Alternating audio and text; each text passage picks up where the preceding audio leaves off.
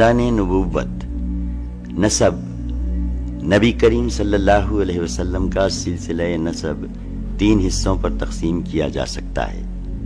ایک حصہ جس کی صحت پر اہل سیر اور ماہرین انساب کا اتفاق ہے، یہ عدنان تک منتہی ہوتا ہے۔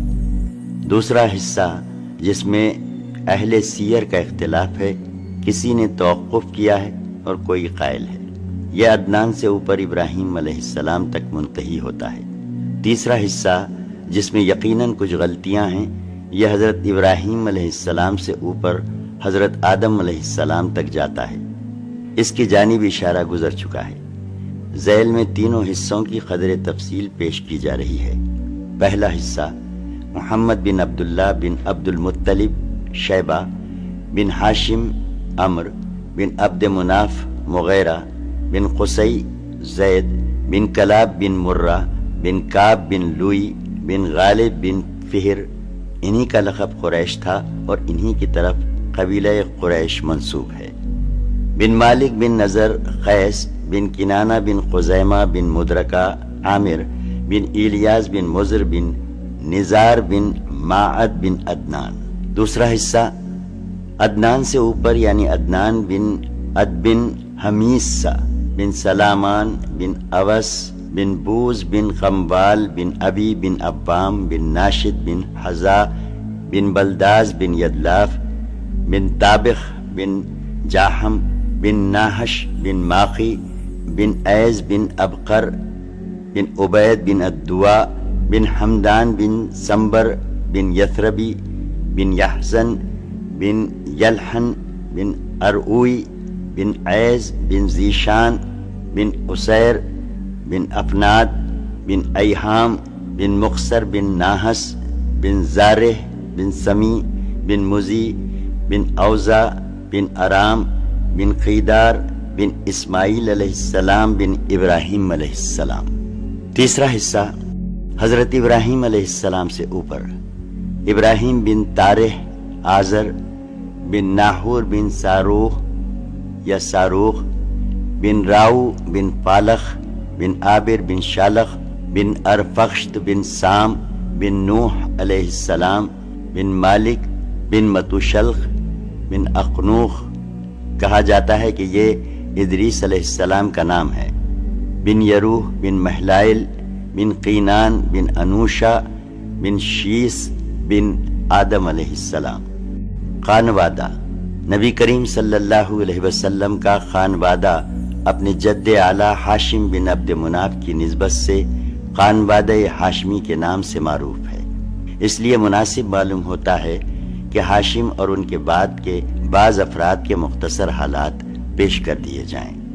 ایک، ہاشم ہم بتا چکے ہیں کہ جب بنو عبد مناف اور بنو عبد الدار کے درمیان عہدوں کی تقسیم پر مصالحت ہو گئی تو عبد مناف کی اولاد میں ہاشم ہی کو سقایا اور رفادہ یعنی حجاج کرام کو پانی پلانے اور ان کی میزبانی کرنے کا منصب حاصل ہوا۔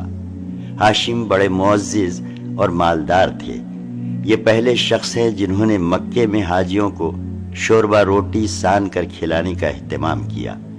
ان کا اصل نام عمرو تھا، لیکن روٹی توڑ کر شوربے میں ساننے کی وجہ سے ان کو ہاشم کہا جانے لگا، کیونکہ ہاشم کے معنی ہیں توڑنے والا۔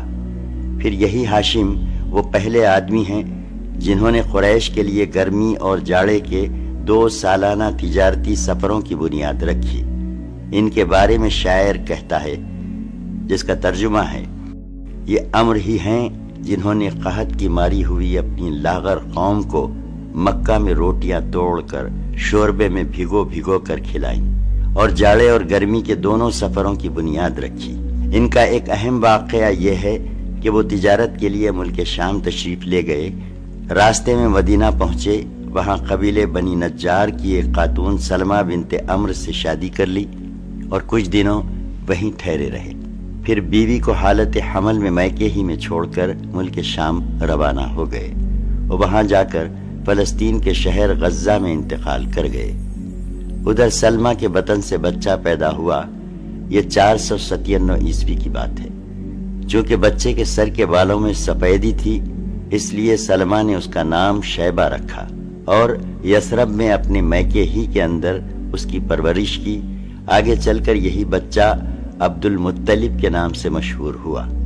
عرصے تک خاندان ہاشم کے کسی آدمی کو اس کے وجود کا علم نہ ہو سکا۔ ہاشم کے کل 4 بیٹے اور 5 بیٹیاں تھیں، جن کے نام یہ ہیں: اسد، ابو سیفی، نزلہ، عبد المطلب، شفا، خالدہ، ضعیفہ، رقیہ اور جنتا۔ 2. عبد المطلب۔ پچھلے صفحات سے معلوم ہو چکا ہے کہ سقایا اور رفادہ کا منصب ہاشم کے بعد ان کے بھائی مطلب کو ملا۔ یہ بھی اپنی قوم میں بڑی خوبی و اعزاز کے مالک تھے۔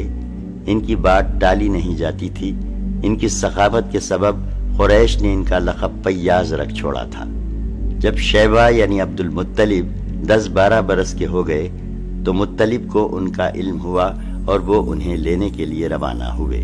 جب یثرب کے قریب پہنچے تو شیبہ پر نظر پڑی تو اشبار ہو گئے، انہیں سینے سے لگا لیا اور پھر اپنی سواری پر پیچھے بٹھا کر مکہ کے لیے روانہ ہو گئے۔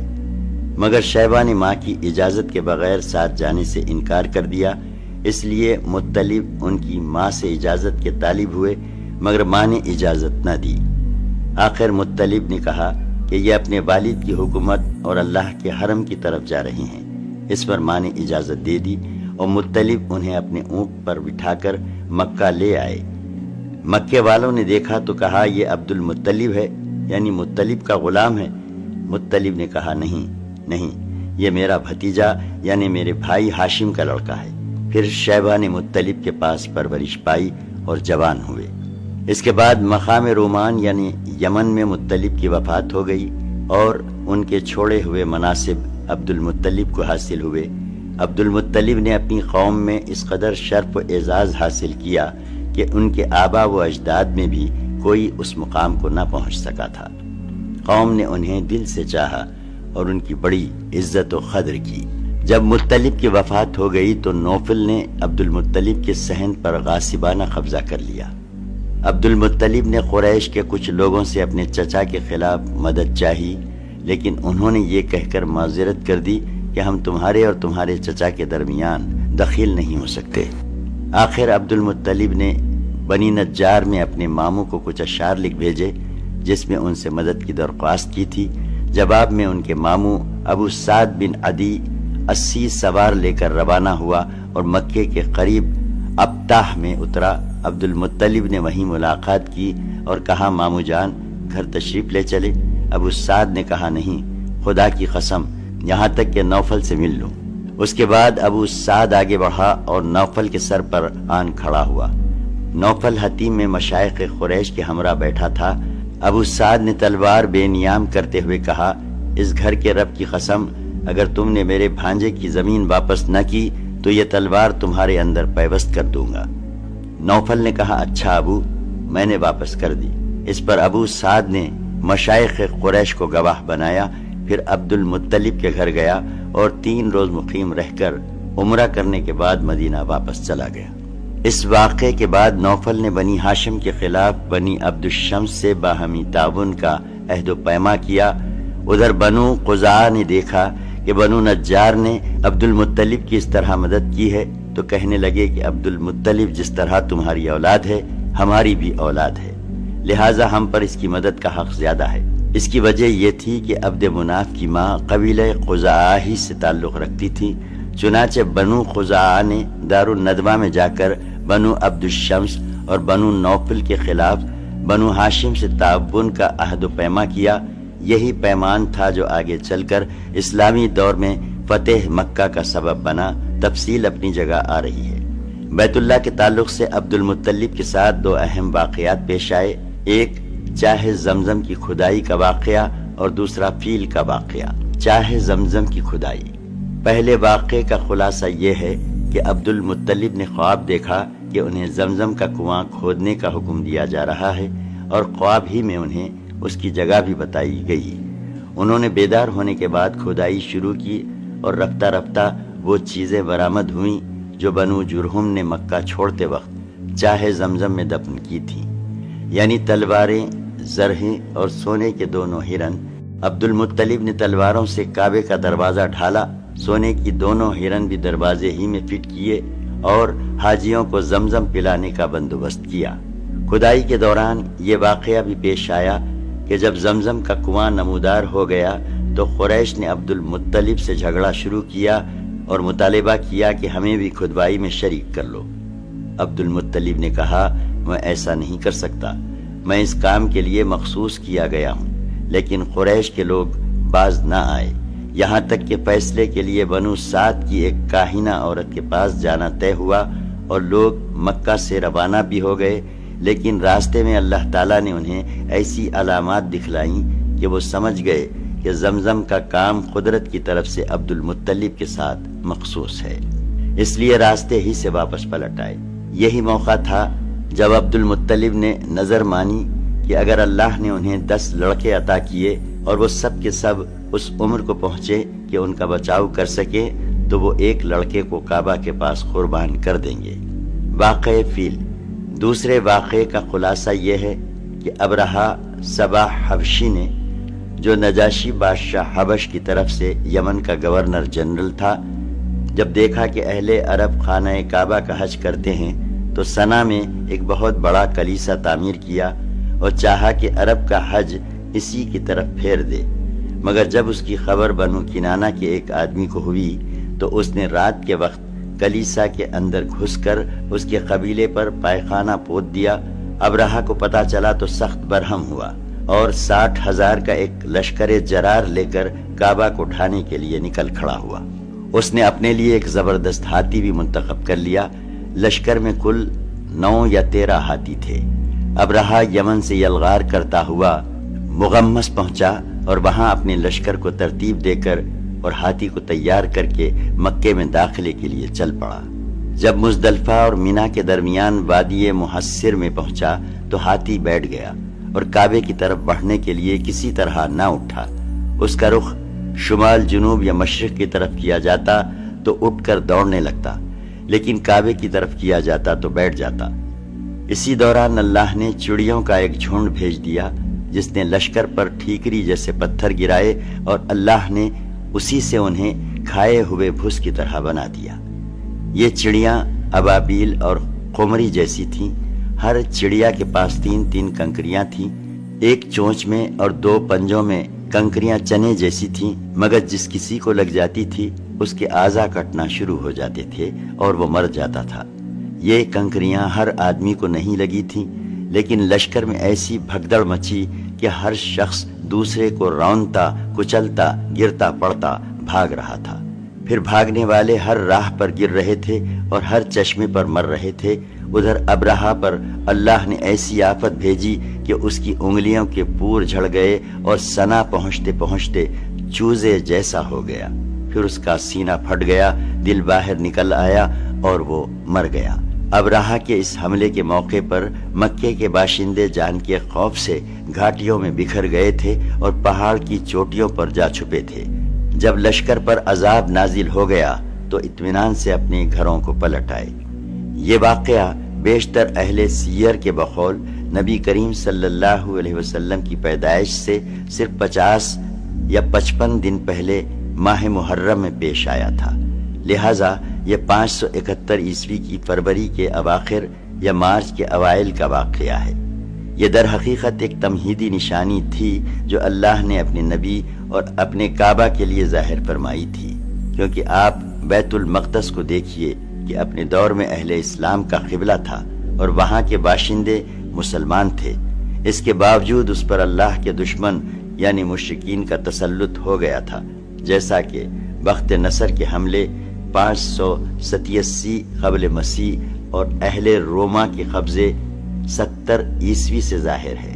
لیکن اس کے برخلاف کعبہ پر عیسائیوں کو تسلط حاصل نہ ہو سکا، حالانکہ اس وقت یہی مسلمان تھے اور کعبہ کے باشندے مشرک تھے۔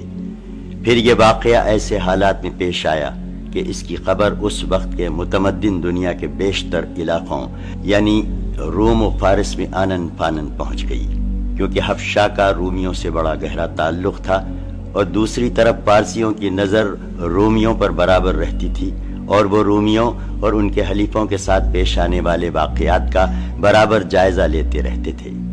یہی وجہ ہے کہ اس واقعے کے بعد اہل فارس نے نہایت تیزی سے یمن پر قبضہ کر لیا۔ اب چونکہ یہی دو حکومتیں اس وقت متمدن دنیا کے اہم حصے کی نمائندہ تھیں، اس لیے اس واقعے کی وجہ سے دنیا کی نگاہیں خانہ کعبہ کی طرف متوجہ ہو گئیں۔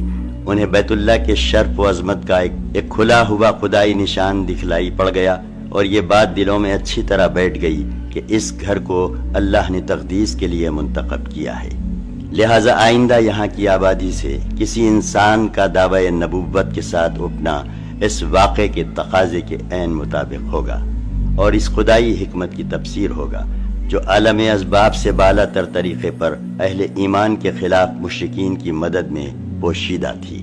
عبد المطلب کے کل 10 بیٹے تھے، جن کے نام یہ ہیں: حارث، زبیر، ابو طالب، عبداللہ، حمزہ رضی اللہ عنہ، ابو لہب، قیداخ، مخوم، صفار، عباس رضی اللہ عنہ۔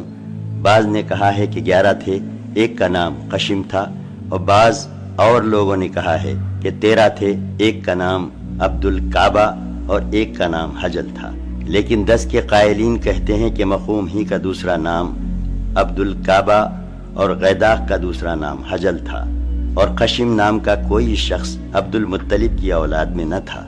عبد المطلب کی بیٹیاں 6 تھیں، نام یہ ہیں: ام الحکیم، ان کا نام بیضہ ہے، برہ، عاتقہ، صفیہ، عروہ اور امیمہ۔ 3 عبداللہ، رسول اللہ صلی اللہ علیہ وسلم کے والد محترم، ان کی والدہ کا نام فاطمہ تھا، اور وہ عمر بن عائز بن عمران بن مخزوم بن لغزہ بن مرہ کی صاحبزادی تھی۔ عبد المطلب کی اولاد میں عبداللہ سب سے زیادہ خوبصورت، پاک دامن اور چہیتے تھے، اور ذبیح کہلاتے تھے۔ ذبیح کہلانے کی وجہ یہ تھی کہ جب عبد المطلب کے لڑکوں کی تعداد پوری 10 ہو گئی اور وہ بچاؤ کرنے کے لائق ہو گئے، تو عبد المطلب نے انہیں اپنی نظر سے آگاہ کیا۔ سب نے بات مان لی۔ اس کے بعد عبد المطلب نے قسمت کے تیروں پر ان سب کے نام لکھے اور حبل کے خیم کے حوالے کیا۔ خیم نے تیروں کو گردش دے کر قرا نکالا تو عبداللہ کا نام نکلا۔ عبد المطلب نے عبداللہ کا ہاتھ پکڑا، چھری لی اور ذبح کرنے کے لیے خانہ کعبہ کے پاس لے گئے، لیکن قریش اور خصوصاً عبداللہ کے ننھیال والے یعنی بنو مخزوم اور عبداللہ کے بھائی ابو طالب آڑے آئے۔ عبد المطلب نے کہا، تب میں اپنی نظر کا کیا کروں؟ انہوں نے مشورہ دیا کہ وہ کسی خاتون عرافہ کے پاس جا کر حل دریافت کریں۔ عبد المطلب ایک عرافہ کے پاس گئے۔ اس نے کہا، عبداللہ اور 10 اونٹوں کے درمیان قرعہ اندازی کریں، اگر عبداللہ کے نام قرعہ نکلے تو مزید 10 اونٹ بڑھا دیں۔ اس طرح اونٹ بڑھاتے جائیں اور قرعہ اندازی کرتے جائیں یہاں تک کہ اللہ راضی ہو جائے، پھر اونٹوں کے نام قرعہ نکل آئے تو انہیں ذبح کر دیں۔ عبد المطلب نے واپس آ کر عبداللہ اور 10 اونٹوں کے درمیان قرعہ اندازی کی، مگر قرعہ عبداللہ کے نام نکلا۔ اس کے بعد وہ 10 اونٹ بڑھاتے گئے اور قرعہ اندازی کرتے گئے، مگر قرعہ عبداللہ کے نام ہی نکلتا رہا۔ جب 100 اونٹ پورے ہو گئے تو قرعہ اونٹوں کے نام نکلا۔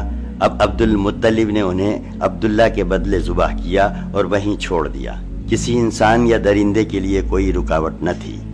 اس واقعے سے پہلے قریش اور عرب میں خون بہا، یعنی دیت کی مقدار 10 اونٹ تھی، مگر اس واقعے کے بعد 100 اونٹ کر دی گئی۔ اسلام نے بھی اس مقدار کو برقرار رکھا۔ نبی کریم صلی اللہ علیہ وسلم سے آپ کا یہ ارشاد مروی ہے کہ میں 2 ذبیح کی اولاد ہوں، ایک حضرت اسماعیل علیہ السلام اور دوسرے آپ صلی اللہ علیہ وسلم کے والد محترم عبداللہ۔ عبد المطلب نے اپنے صاحبزادے عبداللہ کی شادی کے لیے حضرت آمینہ کا انتخاب کیا، جو وہب بن عبد مناف بن زہرہ بن کلاب کی صاحبزادی تھیں اور نسب اور رتبے کے لحاظ سے قریش کی افضل ترین خاتون شمار ہوتی تھیں۔ ان کے والد نسب اور شرف دونوں حیثیت سے بنو زہرہ کے سردار تھے۔ وہ مکہ ہی میں رخصت ہو کر حضرت عبداللہ کے پاس آئیں، مگر تھوڑے عرصے بعد عبداللہ کو عبد المطلب نے کھجور لانے کے لیے مدینہ بھیجا اور وہ وہیں انتقال کر گئے۔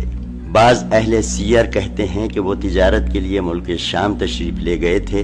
قریش کے ایک قافلے کے ہمراہ واپس آتے ہوئے بیمار ہو کر مدینہ اترے اور وہیں انتقال کر گئے۔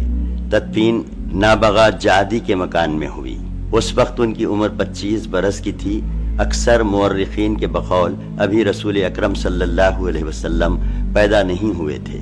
البتہ بعض اہل سیر کہتے ہیں کہ آپ صلی اللہ علیہ وسلم کی پیدائش ان کی وفات سے 2 ماہ پہلے ہو چکی تھی۔ جب ان کی وفات کی خبر مکہ پہنچی تو حضرت آمینہ نے نہایت درد انگیز مرثیہ کہا، جو یہ ہے، جس کا ترجمہ ہے: بطحا کی آغوش ہاشم کے صاحب زادے سے خالی ہو گئی۔ وہ بانگ و خروش کے درمیان ایک لحد میں آسودہ قاب ہو گیا۔ اسے موت نے ایک پکار لگائی اور اس نے لبیک کہہ دیا۔ اب موت نے لوگوں میں ابن ہاشم جیسا کوئی انسان نہیں چھوڑا۔ کتنی حسرت ناک تھی وہ شام جب لوگ انہیں تخت پر اٹھائے لے جا رہے تھے۔ اگر موت اور موت کے حوادث نے ان کا وجود ختم کر دیا ہے تو ان کے کردار کے نقوش نہیں مٹائے جا سکتے۔ وہ بڑے داتا اور رحم دل تھے۔ عبداللہ کا کل ترکہ یہ تھا: 5 اونٹ، بکریوں کا ایک ریوڑ، ایک حبشی لونڈی جن کا نام برکت تھا اور کنیت ام ایمن۔ یہی ام ایمن ہیں جنہوں نے رسول اللہ صلی اللہ علیہ وسلم